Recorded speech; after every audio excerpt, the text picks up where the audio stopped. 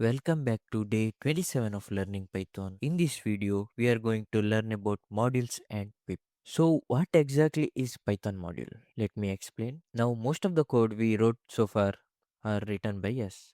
Now, is there any other way to write a code? Well, there is. You can import other people code, and that's exactly what module means. Sometimes we don't want to reinvent the wheel.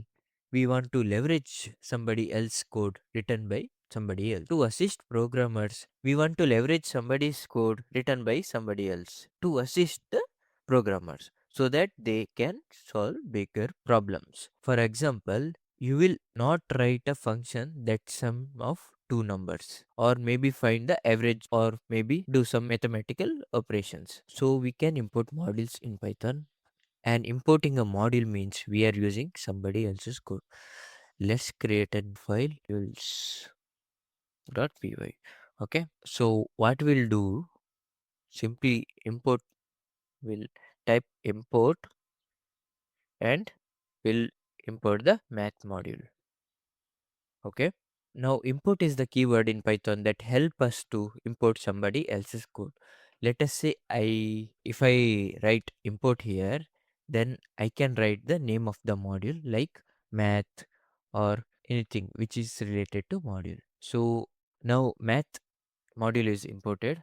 Math is a built-in module in Python. I can use some of function that already written in the math module. I can write it as a print math dot square root of 16.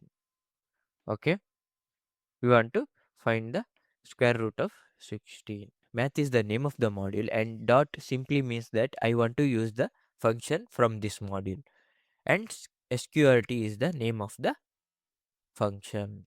Now if I run this program, we'll see that 4 is printed on the screen, and this happened because square root is already written by somebody else, and I don't have to see that function because I'm using in the library. Now where do we get the libraries and how do we use somebody else code is something that we'll explore. But let's first understand that there are two types of module in Python.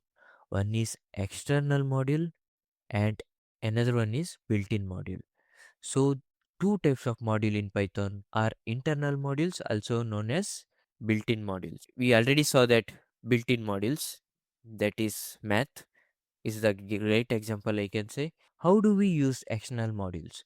Well, external modules can either written by us or they can also installed using utility called PIP. Let me show you in the action. But let's see how many other built-in modules are there. So we have math, then we have lot of other built-in modules like OS. There are ton of modules. You can see the list of built-in modules in the Python from Python docs. If I search for list of Python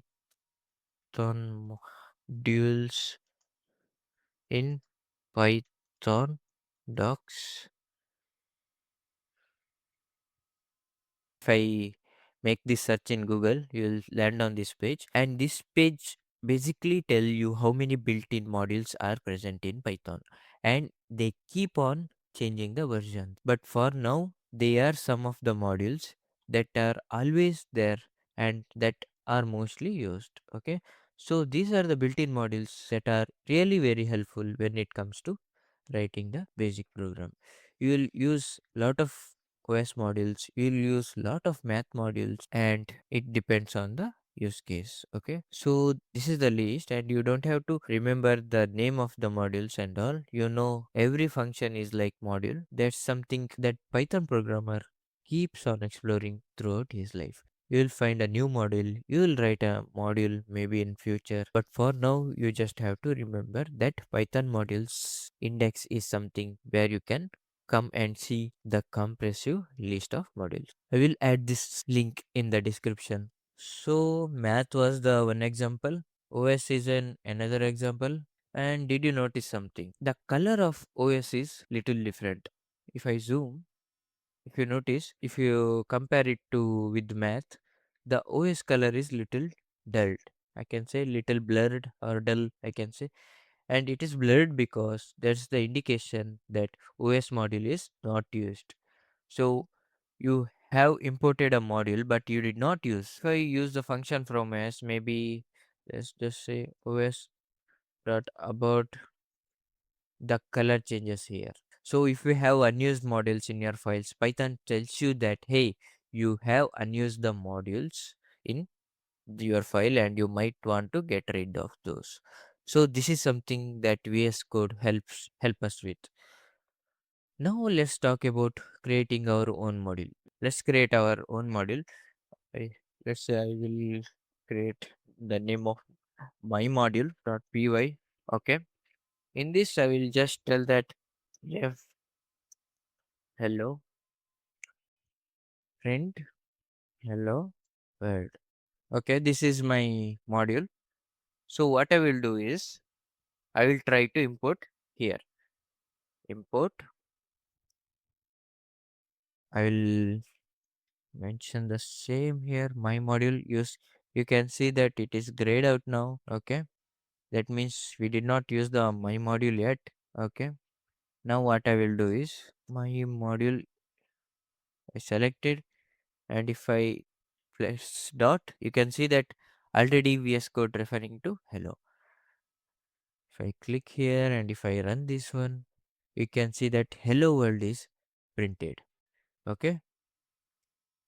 So as I mentioned earlier, when I clicked dot, quickly VS Code giving a suggestion that hey, do you want to use this function which you have already written from in my module. This is very basic way of writing our own module.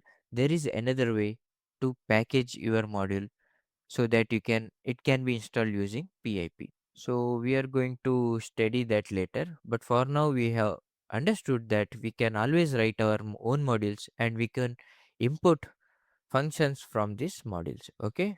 Now let's talk about external modules. So if I open my terminal and if I write pip install re-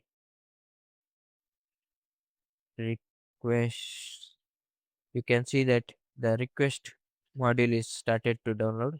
I have already installed the request, so it's asking for update. I will not update. So I have already installed the request module. So let's try to use it here. I will type import and I will mention requests. Okay. Now you may ask question where exactly request module is installed. Where exactly is this file? So this file has been saved by the Python installers behind the scenes and it automatically works on importing this file for me. So I can see that my module file is right here, right? But this is the file I'm not seeing, but it exists. Requests.py. Okay. This file exists for me, but for now we don't have to see it.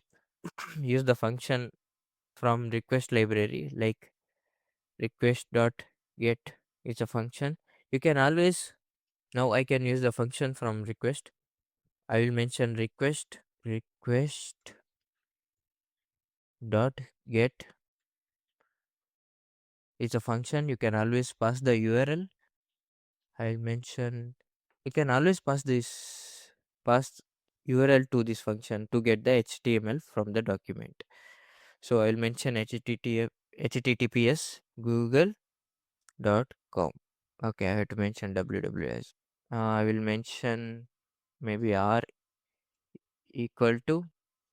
You can see that now the color is changed, and I will try to print r dot requests r dot sorry r dot text, which will show the HTML in text. Let's try to run this program. As you can see, okay, if I try to run this one, as you can see that HTML code of google.com is fetched. Okay, so you can always fetch HTML code of any website using request module. And if you want to learn more about request module, you can always search for request module. Now there are a lot of external modules in Python.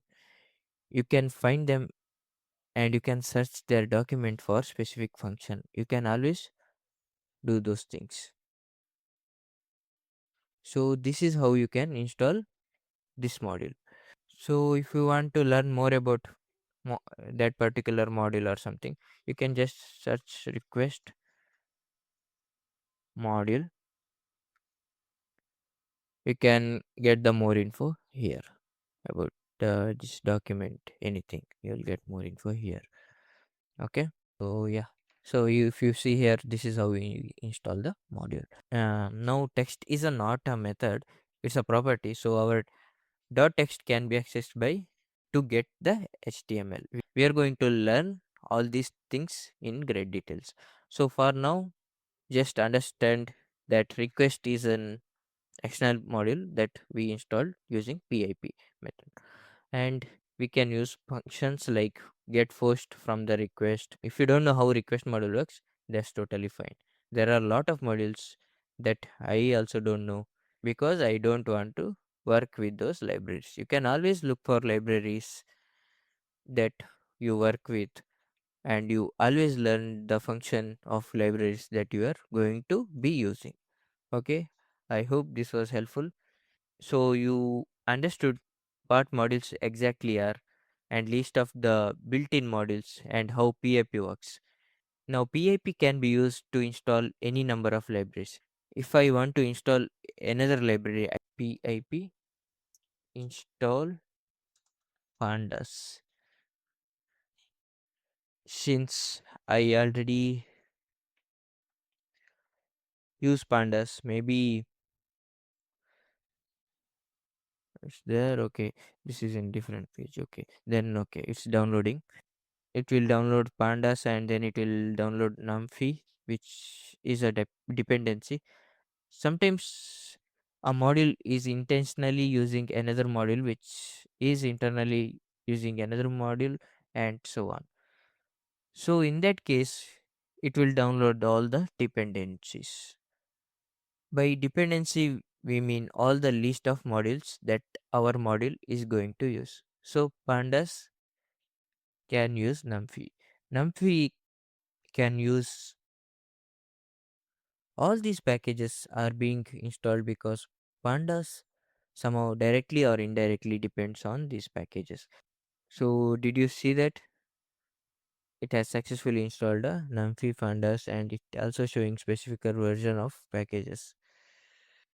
As update is there now, I can run the PIP update also here. If I use this code, if I run this one, it will just update the PIP. Okay. So we successfully installed numpy pandas, and it also showing specific version of the packages because packages keep on updating and making minor changes to make basically better. I hope you understood about modules and PIP. Make sure you hit that like button and subscribe for more videos. See you in next video.